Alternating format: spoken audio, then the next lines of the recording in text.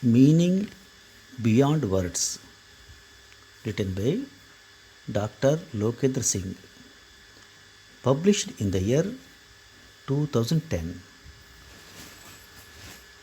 Oh, this is how you do it, said the consultant while looking over the shoulder of a freshly appointed Indian neurosurgeon.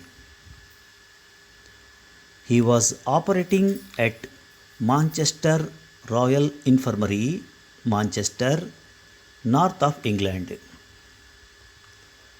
The consultant further commented that he does it differently and explained the steps. After a few weeks, it so happened that the same Indian registrar was operating a similar case, and this very consultant came in. He got very much annoyed as soon as he saw the same old technique being used. In the evening, when this Indian met me in the cafe, he looked depressed. He was not able to understand what went wrong.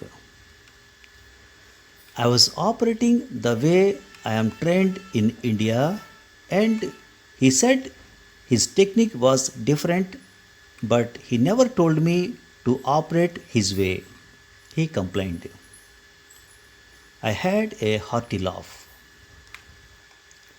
Almost all freshly arrived Indian doctors go through this phase of lingual confusion for a brief period. I explained to him the nuances of British English. Look, when the consultant says he does it this way, it means he wants you to do that way. Okay? This is an instruction and not merely a suggestion. I further added that in Britain, you ask someone, does sun rise in the east? The answer usually will be, yeah, I think so. But it does not mean that he is in doubt. In the same way, Monday morning inquiry, how was your weekend, may evoke a very flat, not bad response.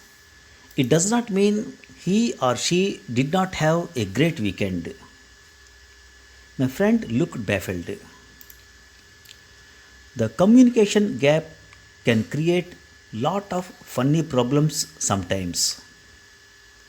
I remember during internship I was posted at a district hospital in a very backward area.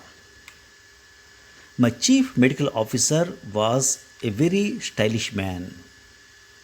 One day he came wearing spotless, well starched white dress in outpatient department, and soon came a tall, untidy and shabbily dressed villager.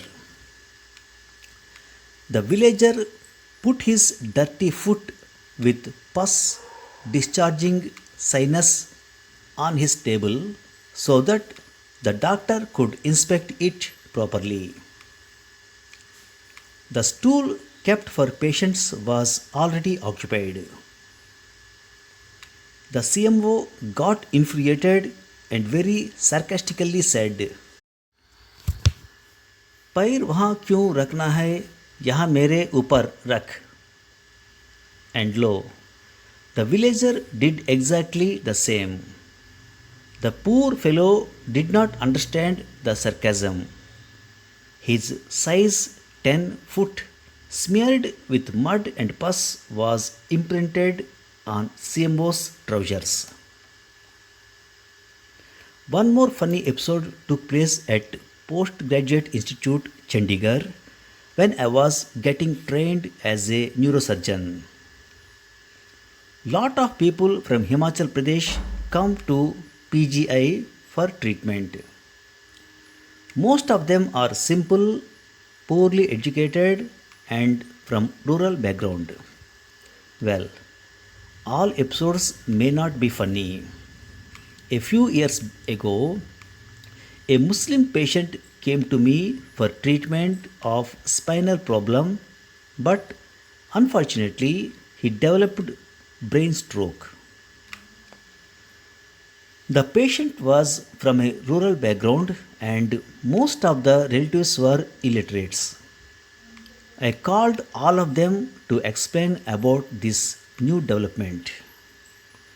To make my explanation more effective and to show off my knowledge of Urdu, I said, आए थे नमाज पढ़ने पर रोज़ा गले पड़ गया. A popular Hindi proverb meaning that we came for something but something else has happened. All of them got very angry and it started taking ugly religious turn. I got scared and immediately rang one of my good Muslim friend. He explained to them the innocence of my statement and the situation was diffused. Language is obviously not just exchange of words. On the contrary, it is also exchange of feelings, various emotions and much more.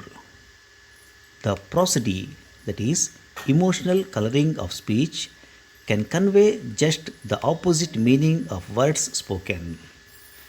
In the same manner, various phrases, slang, and proverbs can create lot of confusion if taken verbatim. Every society, region, or country has these in abundance for the misfortune of those unexposed. So, be careful about what you speak or listen without forgetting W's, that is, what, when, why, where, and by whom or for whom. Those naughty minds who want to add woman to this list do not have my support.